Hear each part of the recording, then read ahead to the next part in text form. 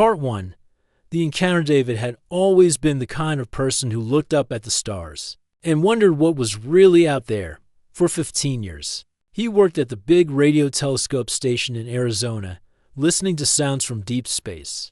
Most people thought his job was exciting, but the truth was, most days were pretty boring. He would sit in front of computer screens, watching endless waves and patterns that meant absolutely nothing to anyone except other scientists. On that Tuesday night in March, David was working the late shift again. His wife had gotten used to him coming home after midnight, smelling like coffee and looking tired. The observatory was quiet except for the humming of machines and the occasional beep from the equipment. David liked these quiet hours. No bosses walking around, no meetings to attend. Just him and the vast universe speaking its mysterious language through radio waves. Around 11:30, something strange started happening. The computer screen that usually showed gentle, rolling waves suddenly began displaying sharp, jagged patterns. David had seen thousands of different signals over the years, but this one was complete. Like different. It looked almost like someone was trying to send a message, but that was impossible. The signal was coming from a part of space where no human technology had ever been sent. David adjusted his headphones and leaned closer to the monitor. The pattern was repeating itself every few minutes, and each time it got stronger. He checked all the equipment twice, thinking maybe something was broken. But everything was working perfectly.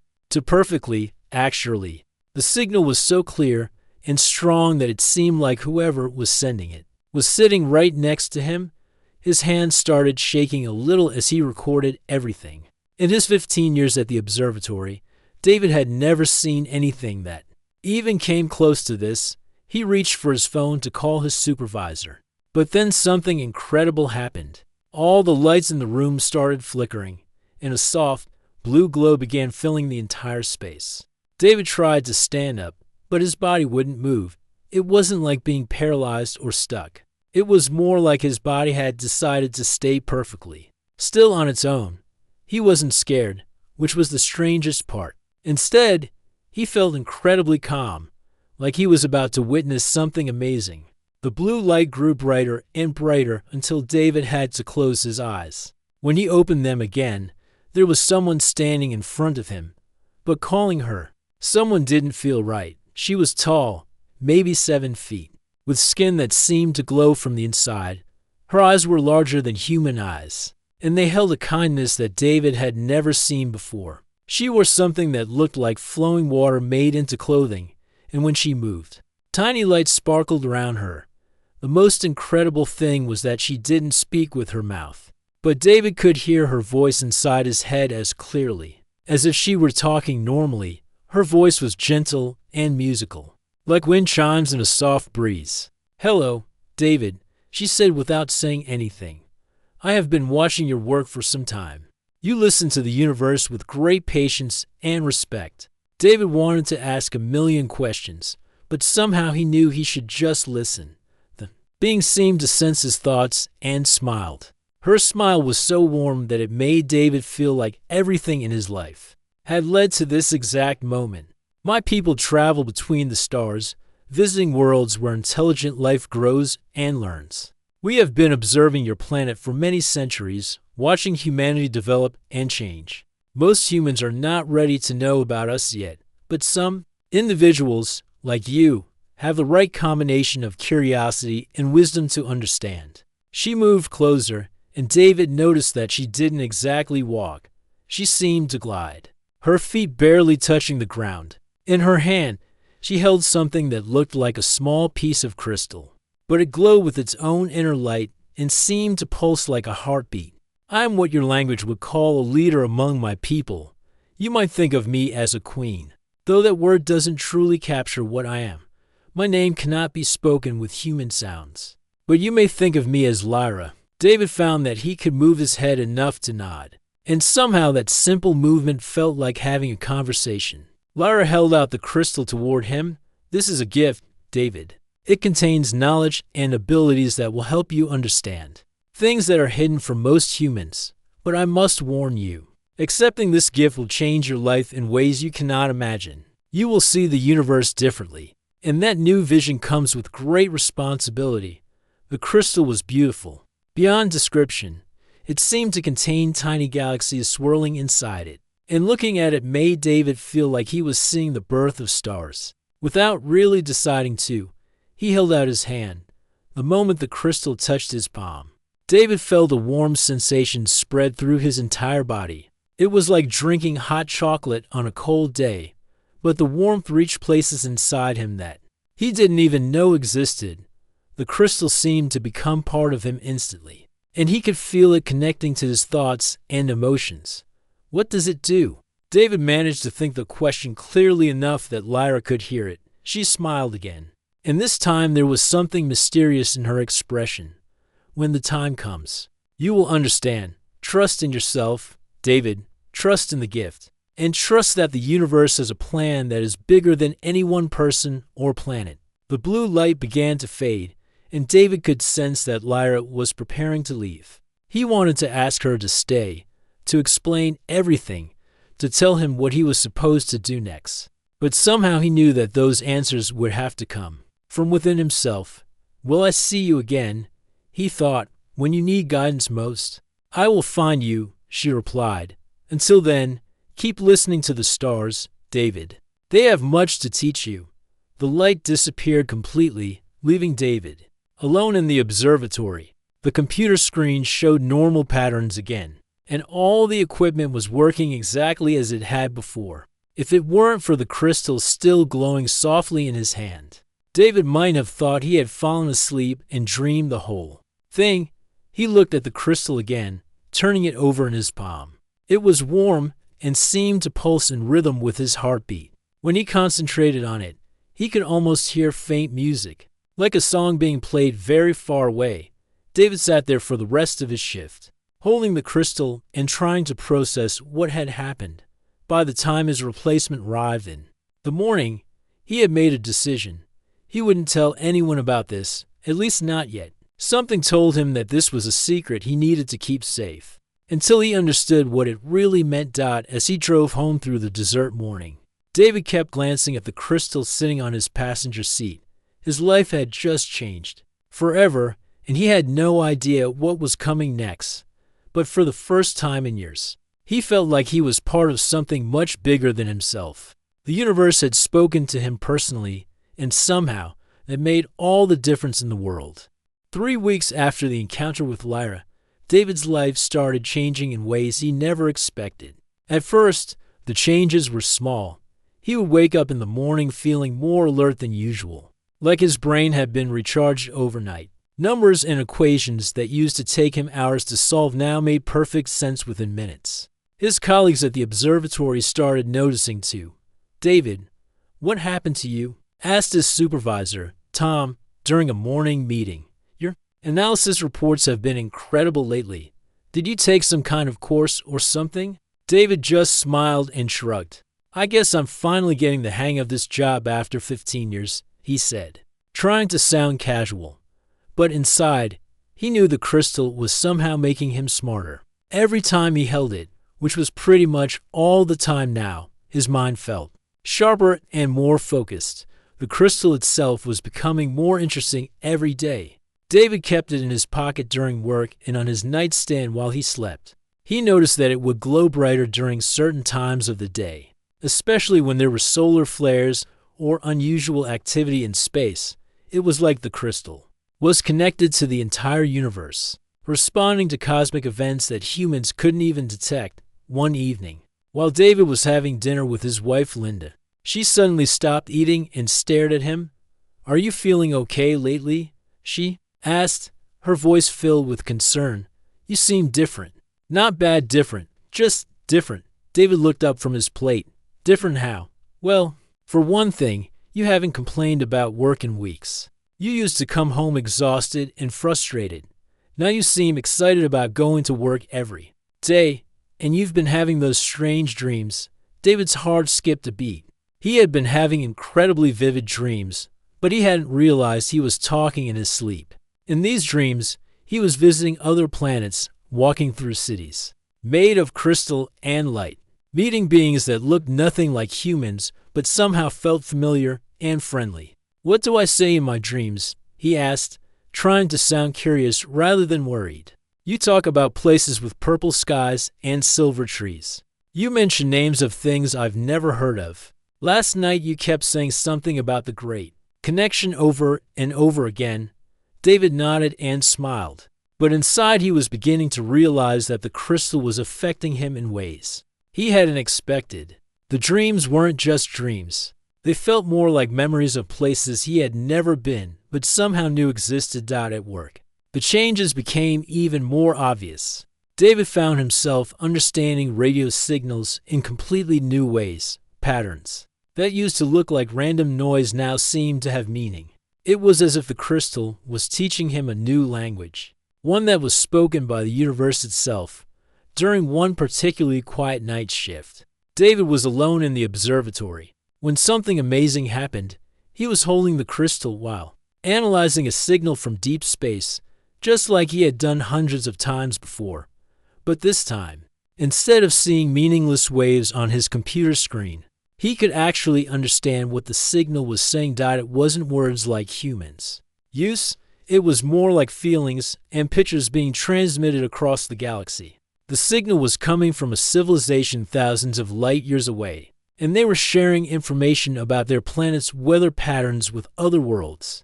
David sat there in complete amazement, realizing that he was listening to an alien weather report. Over the next few days, David discovered that he could understand more and more of these cosmic transmissions. Some were simple messages between different planets. Others were complex discussions about science and philosophy between beings that lived in distant solar systems. It was like someone had given him a universal translator for the entire galaxy. The most incredible part was that David started to see patterns everywhere, not just in radio signals. When he looked at clouds, he could see mathematical relationships in their shapes. When leaves fell from trees, their movement followed equations that revealed hidden truths about wind patterns and gravity. Even the way people walked down the street seemed to follow cosmic rhythms that connected to everything else in the universe.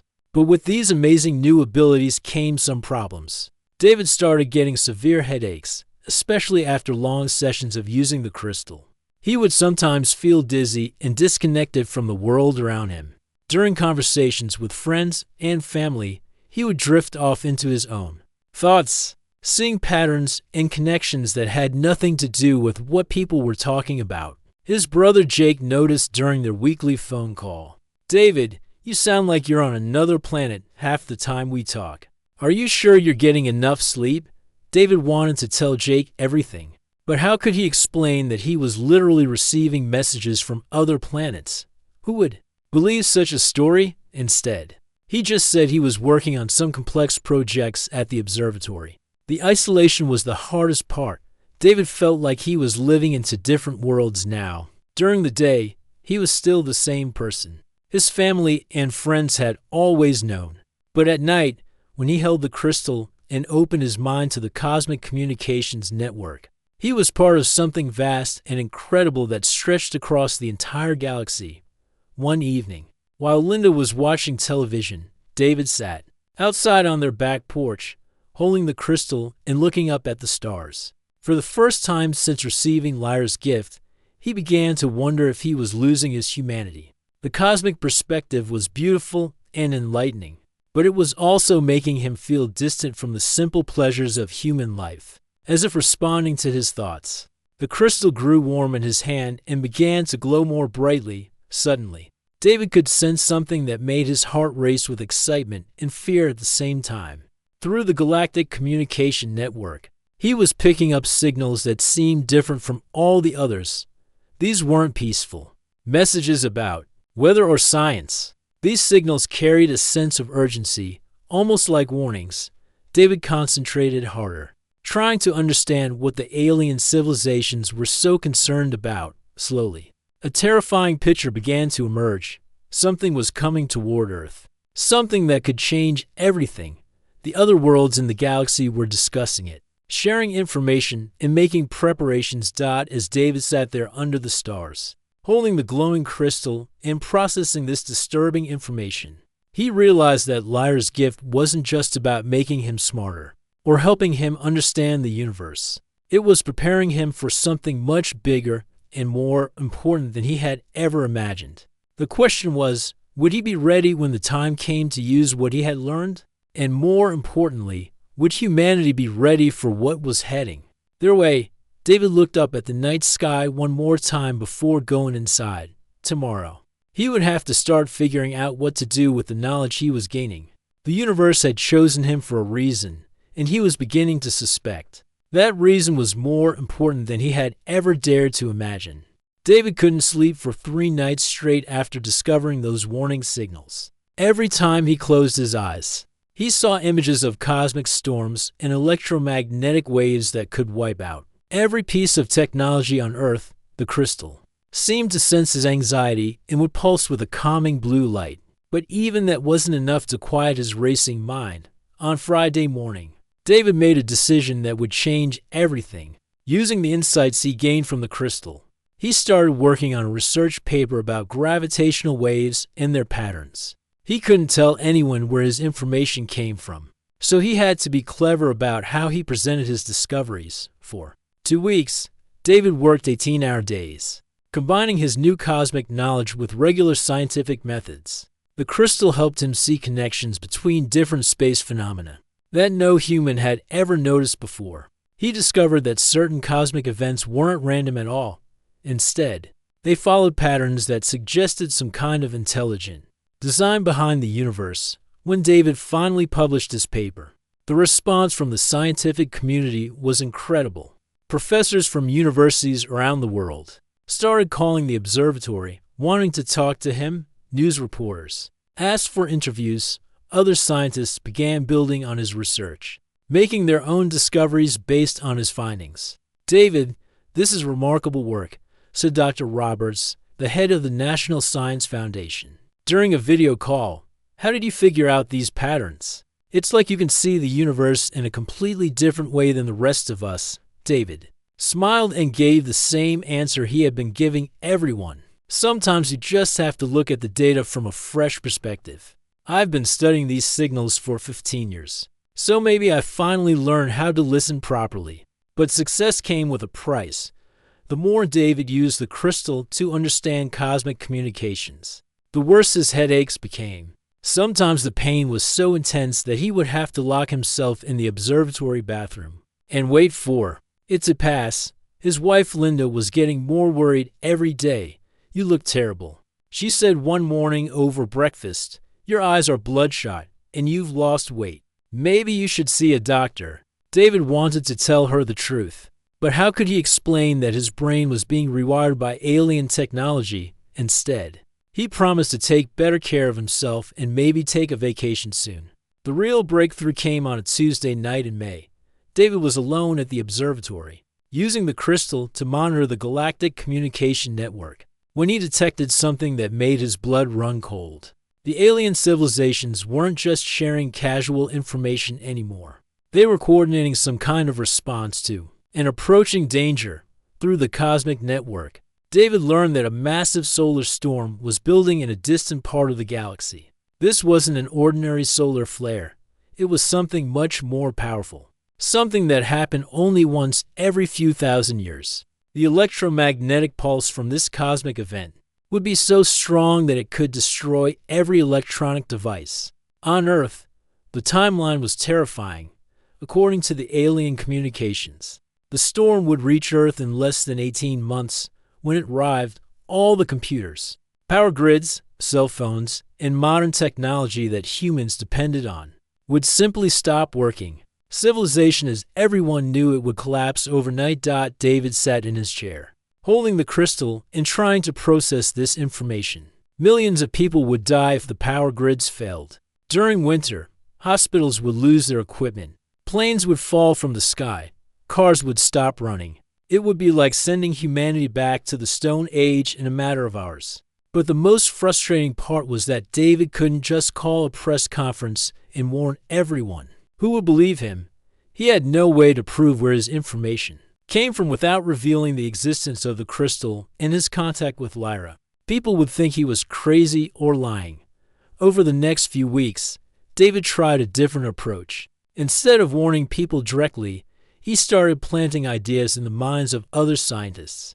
During conferences and phone calls, he would casually mention theories about electromagnetic storms and their potential effects on Earth's technology. He shared his research in ways that led other smart people to start investigating similar possibilities. Dr. Helen Chang, a solar physicist from California, was the first to catch on. After reading David's papers and having several conversations with him, she started her own research into massive solar events. Within a month, she published findings that supported David's concerns about electromagnetic threats to modern civilization. "It's strange," Helen told David during one of their phone calls. "Ever since talking with you, I keep having ideas about solar storms and their effects on technology. It's like your research opened up a whole new way of thinking for me." David smiled, knowing that the crystal was somehow helping him influence other scientists without them realizing it. Slowly but surely, a network of brilliant researchers began working on solutions to the coming crisis, each believing they were following their own scientific instincts. But the constant use of the crystal was taking a serious toll on David's health and personality. He found himself thinking more like the aliens and less like a human being. During conversations with his family, he would catch himself analyzing their emotions and behavior patterns. Instead of simply enjoying their company, his relationship with Linda was suffering the most. She could sense that something fundamental had changed about her husband, even though she couldn't put her finger on exactly what it was. "Sometimes I feel like I'm married to a stranger," she said one evening after David had spent another dinner lost in thought about cosmic communications. "You're physically here, but your mind is somewhere else entirely." David realized she was right. The more he connected with the galactic network, the more detached he became from human emotions and relationships. It was as if the crystal was slowly transforming him into something that could understand the universe perfectly, but couldn't relate to the simple joys and sorrows of human life. The worst part was that David wasn't sure he could stop the process even if he wanted to. Every time he tried to put the crystal away and live like a normal person, the cosmic communications would pull him back. He could hear the alien civilizations discussing the approaching storm, sharing preparations and strategies for survival. One night, while Linda was sleeping, David sat by their bedroom window and stared out at the stars. He held the crystal in his palm and felt its warm pulse against his skin. For the first time since receiving Lyra's gift, he wondered if accepting it had been a mistake. The knowledge was incredible, and the ability to help humanity prepare for the coming crisis felt like the most important thing he would ever do. But the cost was his own humanity, his connection to the people he loved most. As David watched the stars twinkle in the dark sky, he realized that the next 18 months would determine not just whether humanity survived the cosmic storm, but whether he would still be human enough to care about the outcome. The universe had chosen him for this role, but it was demanding a price that might be higher than he was willing to pay. David knew he was running out of time. For 3 months, he had been trying to contact Lyra using the crystal, but nothing happened. He would hold it for hours, focusing all his energy on calling out to her across the vast distances of space. Sometimes he felt like she could hear him, but she never appeared. His desperation was growing stronger every day. The electromagnetic storm was now only 14 months away, and despite all his efforts to guide other scientists toward solutions, humanity still wasn't prepared for what was coming. David felt like he was carrying the weight of the entire world on his shoulders, and the burden was crushing him. On a cold November evening, David was sitting alone in his study at home, holding the crystal and pleading for guidance, when suddenly, the room filled with that familiar blue light. His heart jumped with relief and gratitude as Lyra materialized in front of him, looking exactly as she had during their first meeting. "Hello, David," her voice whispered gently in his mind. "I have been watching your progress. You have done well, but I can sense your confusion and pain." David felt tears forming in his eyes. Lyra, I need help. I know about the storm that's coming, and I'm trying to prepare humanity for it, but I don't know if I'm doing enough. And the crystal, it's changing me. I feel like I'm losing myself. Lyra moved closer, and her presence brought an immediate sense of calm to David's troubled mind. The changes you are experiencing are necessary, but I understand why they frighten you. Let me explain something that will help you understand your purpose. She gestured toward the window, and suddenly David could see beyond the glass into space itself. Stars and galaxies swirled around them as if they were floating in the cosmic void. Your planet Earth is not alone in the universe, David. There are thousands of worlds with intelligent life, and they are all connected through what we call the Galactic Federation. For centuries, we have watched civilizations grow and develop, waiting for them to become mature enough to join our community. David listened with fascination as Lyra explained that Earth had been under observation for thousands of years. Most planets went through similar stages of development, learning to use technology, discovering space travel, and eventually making contact with other civilizations. But Earth is different, Lyra continued. Humans have incredible potential, but your species also has a history of violence and conflict that concerns many members of the Federation. Some believe humanity is too dangerous to be trusted with advanced technology and knowledge of other worlds. David's heart sank. So you're saying we're not good enough to join your Federation? Not exactly, Lyra replied with a gentle smile. The approaching electromagnetic storm is actually a test, David. How humanity responds to this crisis will determine whether your species is ready to take its place among the stars. This revelation hit David like a thunderbolt. The cosmic storm wasn't just a natural disaster. It was a carefully orchestrated challenge designed to see if humans could work together, overcome their differences, and solve problems as a united species. The crystal I gave you is a piece of our most advanced technology, Lyra explained. It connects you to the Federation's knowledge network, allowing you to access information that your species hasn't discovered yet. But more importantly, it allows you to influence other minds in subtle ways, planting seeds of ideas that can grow into solutions. David understood now why he had been able to guide other scientists toward important discoveries. The crystal wasn't just making him smarter. It was helping him share knowledge with humanity in a way that made people think they were discovering things on their own. Why me? David asked. Why was I chosen for this responsibility?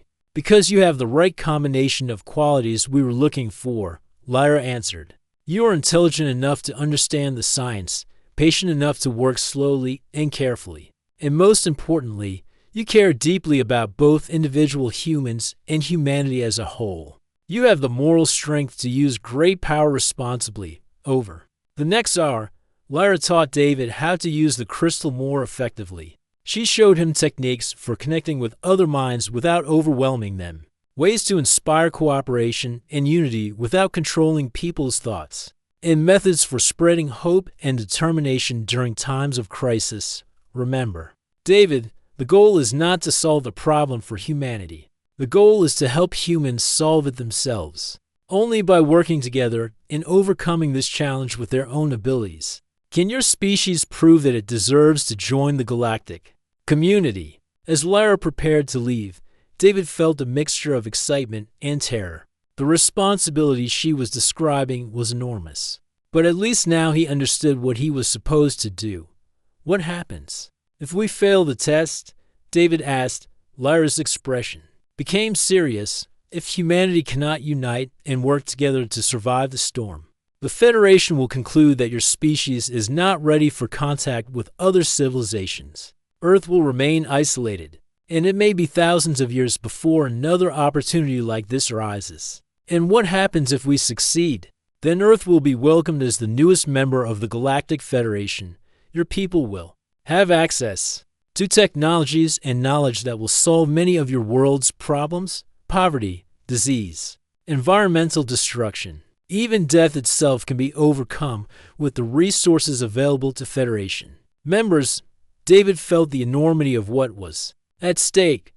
The next 14 months wouldn't just determine whether human civilization survived. They would determine the entire future of his species for generations to come. "I have one more gift for you," Lyra said, placing her hand on David's forehead. Instantly, he felt a surge of energy and clarity that was different from anything the crystal had given him. "This will help you maintain your humanity while using the crystal's power. You were right to be concerned about losing yourself. The greatest leaders are those who never forget where they came from." As the blue light began to fade, Lyra smiled at David one last time. "Trust in your people, David. Humans have more potential." Then you realize sometimes they just need someone to show them the way. When Lyra disappeared, David sat in his study feeling more determined than he had in months. He understood his mission now, and he knew what he had to do. The next 14 months would be the most important period in human history, and somehow, he had been chosen to help guide his species through its greatest challenge. David looked at the crystal glowing softly in his palm and felt ready to begin. The real work, humanity's future, was in his hands, but more importantly, it was in the hands of every person on Earth who was willing to work together to face the coming storm. The day David had been preparing for arrived on a bright Tuesday morning in January. The electromagnetic storm that had been traveling across the galaxy for thousands of years finally reached Earth's solar system. David woke up knowing that the next 24 hours would determine the fate of every person on the planet. For the past year, David had worked tirelessly to prepare humanity for this moment. Using the crystal's power, he had guided dozens of scientists toward breakthrough discoveries. Power companies had developed new protective systems for electrical grids. Governments had created emergency backup plans for critical infrastructure. Hospitals had installed special equipment that could resist electromagnetic interference. But even with all these preparations, David knew the storm would still cause massive damage. The real test wasn't whether humanity could prevent the crisis completely. The test was whether people would work together when everything started falling apart. At exactly 3:47 p.m., the storm hit Earth like an invisible tsunami. David was at the observatory when it began, watching his instruments detect the first waves of electromagnetic energy washing over the planet. Within minutes, power grids started failing across the globe. Cell phone networks went down. Internet connections disappeared.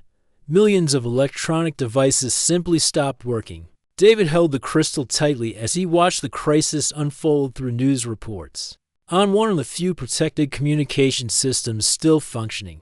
In some cities, people were panicking and looting stores. But in other places, something beautiful was happening. Neighbors were helping neighbors. Strangers were sharing food and shelter. Communities were coming together in ways that hadn't been seen in decades. The crystal grew warm in David's hand, and suddenly he could sense something incredible. Through the galactic communication network, he could feel the attention of hundreds of alien civilizations focused on Earth. They were all watching, waiting to see how humanity would respond to its greatest challenge. As the hours passed, David realized that this was his moment of ultimate choice. The crystal was offering him its full power. He could use it to directly fix the damaged power grids, restore the communication networks, and basically solve the entire crisis with alien technology. All he had to do was open his mind completely to the crystal's influence. But David also understood what that choice would mean. Using the crystal's full power would complete his transformation from human to something else entirely. He would save Earth, but he would no longer be David the husband, David the friend, David the person who loved simple things like coffee in the morning and watching movies with his wife. The alternative was terrifying but necessary. He could trust humanity to save itself, using only the knowledge and preparations he had helped them develop over the past year. It would be messier and more difficult, and more people would suffer. But it would prove that humans could handle major crises on their own. David thought about Linda, who was probably sitting in their house right now, worried and confused by the power outage. He thought about his colleagues at the observatory, his brother Jake, and all the ordinary people around the world who were facing this crisis with nothing but their own courage and ingenuity. Then David made his decision. Instead of using the crystal to solve the crisis directly, he channeled its power into something different. He broadcast a message of hope and unity that somehow reached every person on Earth. Regardless of whether their radios or televisions were working, the message wasn't in words. It was pure emotion and determination that spoke directly to people's hearts across the globe. Millions of individuals felt a sudden surge of confidence and unity. They looked at their neighbors not as strangers or competitors, but as fellow humans facing the same challenge together. The response was immediate and incredible. In New York, people who had never spoken to each other before organized neighborhood teams to check on elderly residents and share emergency supplies. In Tokyo, strangers worked together to manually operate traffic signals during rush hour. In London, doctors and nurses walked miles to reach hospitals and treat patients by candlelight. World leaders who had been arguing for months suddenly found themselves cooperating in unprecedented ways. Countries shared resources and expertise without worrying about politics or economics. For the first time in human history, the entire species was working together toward a common goal. It took 3 days for the worst effects of the storm to pass and another week for most of the power grids to be restored. When the crisis was over, the damage was significant but manageable. More importantly, humanity had passed its test with flying colors. On the evening when the last power grid came back online, David was sitting in his backyard with Linda, looking up at the stars. The crystal in his pocket had grown dim and cool, its job finally complete. "You know what's strange," Linda said, holding his hand. "Even though this was the scariest week of our lives, I feel more hopeful about the world than I have in years. Did you see how people helped each other? It was like everyone remembered that we're all in this together." David smiled and squeezed her hand. "Yeah, I noticed that too. Maybe humans are better than we give ourselves credit for." As they sat there in comfortable silence, the stars above them began to shimmer with an unusual light. David recognized the sign immediately. The Galactic Federation was announcing their decision. Lyra appeared one final time, but this time she wasn't alone. David could sense the presence of other beings, representatives from dozens of different worlds, all focused on Earth with expressions of approval and welcome. "Congratulations, David." Lyra's voice whispered in his mind. "Humanity has passed the test magnificently. Your species will be formally welcomed into the Galactic Federation within the next 5 years. The transition will be gradual, but your world will never be alone again." David felt tears of joy and relief streaming down his face. What happens to the crystal now? What happens to me? The crystal's primary purpose is complete, but you may keep it as a token of our friendship and as a reminder of what you accomplished. You will retain some of your enhanced abilities, but you will remain fully human. That was always the most important part of who you are. As Lyra and the other beings faded away, David looked at Linda, who was staring at him with curiosity and concern. "David, are you crying? What's wrong?"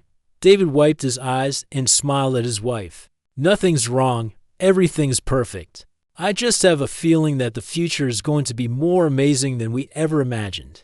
Years later, when the first official alien ambassadors arrived on Earth, David was there to witness humanity's formal entry into the galactic community. He never told anyone about his secret role in preparing the world for that moment, but sometimes, when he looked up at the stars, he felt a warm sensation in his palm and knew that somewhere among those distant lights, old friends were watching over humanity with pride and affection. The crystal had given him the greatest gift of all, the chance to help his species take its rightful place among the stars, while remaining true to what made them human in the first place.